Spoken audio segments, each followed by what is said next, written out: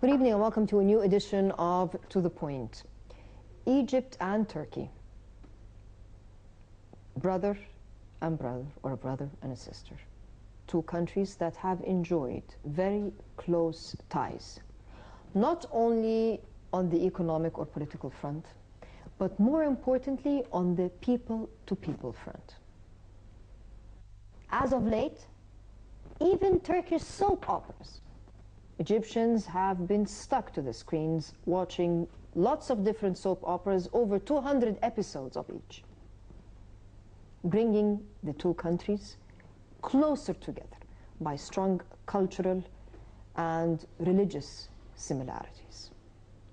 Hence, when the Turkish premier takes it upon himself, a Muslim takes it upon himself to lash out the Grand Sheikh of Al-Azhar. Al-Azhar, which is one of the pillars of Islam worldwide, an institution which is recognized worldwide as the #1 school for Islam, for teachings in this religion. Cursing him out loud, something which a lot of us in Egypt find quite surprising and very difficult to accept, or more importantly, to justify. This evening on To The Point, we'll be delving into the Egyptian-Turkish relations. How can they be mended? Because we have reached a stage whereby Erdogan's statements, not only vis-a-vis the disrespect of the Egyptian will and wish, people's will and wish, calling what happened on June 30th a coup, strongly supporting a regime which did nothing but sap up the wealth and terrorize the people, and is still continuing to do so. And what made matters worse, an attack on a religious figure, a figure internationally recognized and respected, not just in Egypt, but in the Muslim world as a whole. With us this evening to discuss this issue is Dr. Mohamed Kholy, an international media expert. A pleasure to have you with us. Thank you for having me. And also Dr. Hatem Rahman, professor of law at Ain Shams University. A pleasure to have you with us. Welcome. Gentlemen, I know we've been delving a lot into Erdogan's statements. I will not go into how do you feel about this statement, because I think most of the Egyptians, if not all, Muslim and Christian, and maybe even Christians before Muslims, have expressed their discontent of such statements regarding the Grand Sheikh of Al-Azhar. But more importantly, if we take into account these statements by the Turkish government, and I will distinguish here between the Turkish administration and the people, because this has nothing to do with the people. What relation can we expect, not in the future, because nothing is permanent, but more importantly in the near future? I mean, how can we continue economic ties, for example? Let's leave the politics outside, but how can I go and pick up a box of cheese made in Turkey, for example, taking into account that this country's government is attacking it? It's not respecting my wish as an Egyptian. Dr. Kholy. I think Mr. Erdogan behaved as a politician in a very erroneous way. If you want to criticize the new government in Egypt, yes, it's okay. And this happens, as you know, either in the United States or in the Western Europe. Yes. Okay. But if you want to say that it's a coup and military and all these things, this kind of, I'm sorry, this trash, okay, yes, political trash, it's okay. I can understand it. I refuse, I reject it, but I can understand it. But he trespassed his limits, and he talked in a very downgrading way about the Grand Sheikh of Al-Azhar. The Grand Sheikh of Al-Azhar is not just an official in the Egyptian government. He is a symbol for all the Muslims all over the world. Yes. You see, you can even disagree or agree with the Grand Sheikh of Al-Azhar, but he is still the symbol. And so the Erdogan thing it's a kind of big mistake, you see. And I think what happened in Egypt now, with the blessing of Sheikh Al-Azhar, the Grand Sheikh of Al-Azhar, I think he felt, Erdogan himself, that all these things discounted from his political asset. Why? Erdogan and his foreign minister, Mr. Dawood Oğlu, I have read a lot about these things. They have their own dreams about what they call the new Ottomanism, a kind of a new thing with the help of the ex-regime of Mr. Mohamed Morsi, yes, and this kind of the fantasia of the Khilafah, of the Muslim Caliphate. And by the way, Turkey will be the pivotal state of this thing.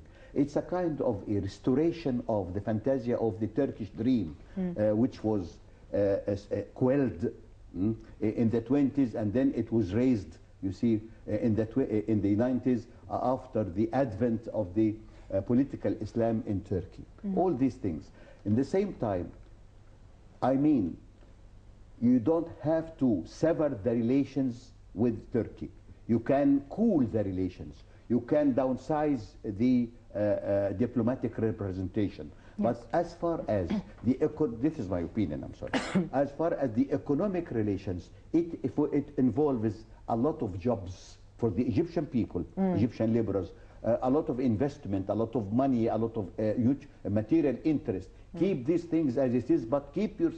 But you know, people's reaction usually is towards that. I like that. Yes. I like the people. Because reaction. This is how people react. But well, what was done just today in the press conference of Mr. Nabil Fahmy, the foreign minister, he was so cool, and I like that, because it's so easy that you get away drifted with the feeling of the masses.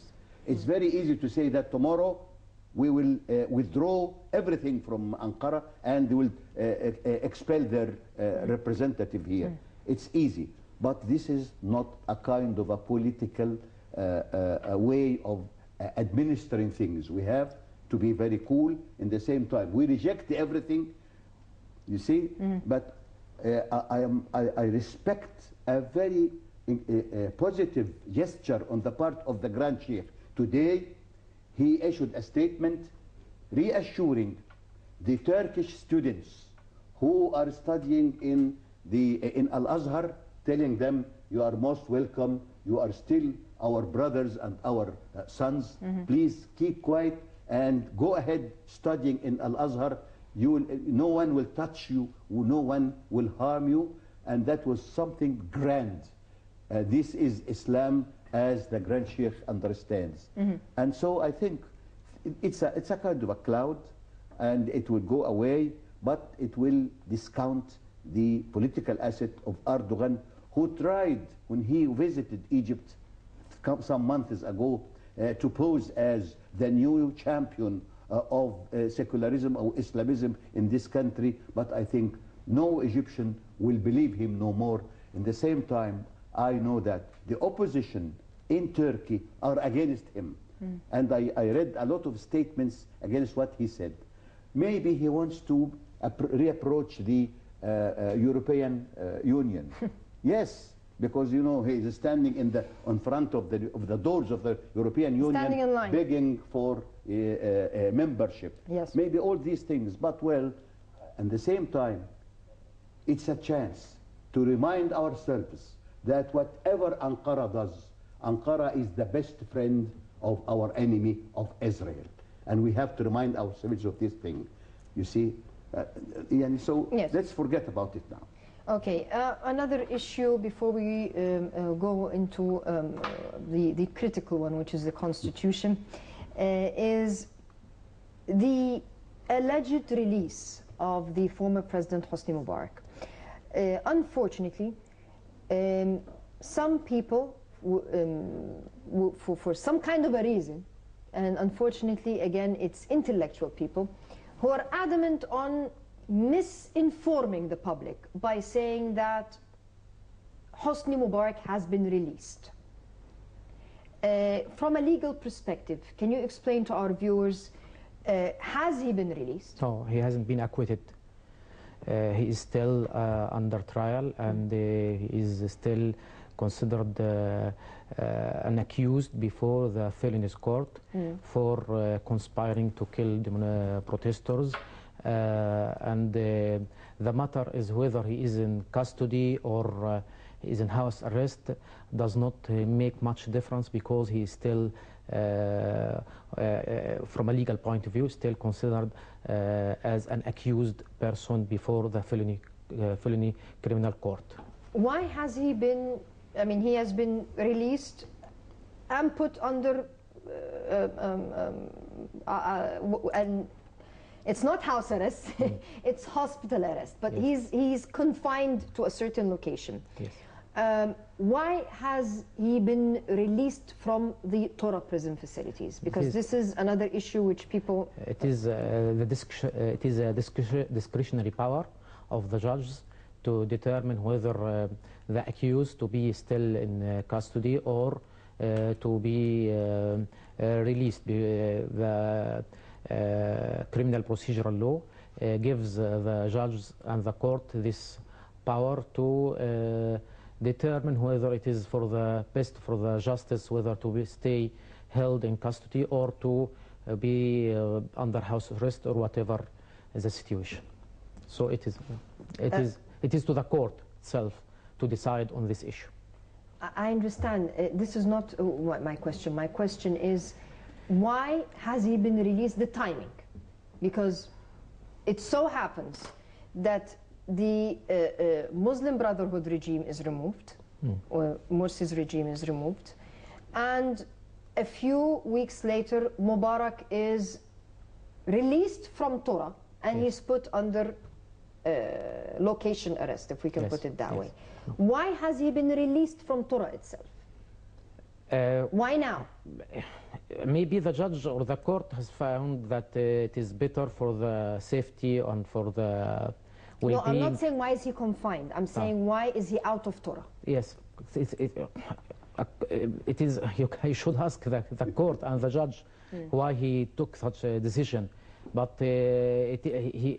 definitely the judge and the court found it is better for the well-being or for the safety for such an accused person to be relocated in another place or to be released from Torah, whatever the reasons. It is should be within. And it is in the hand of the judge when he issues such decision. Okay. When we talked to his lawyer, Farid Adib, he said that he has been released from Torah because he served the maximum time. This is what I wanted to understand. He served the maximum time. He exhausted that time. The time frame whereby you can keep him in prison pending investigation. That after the 2 years.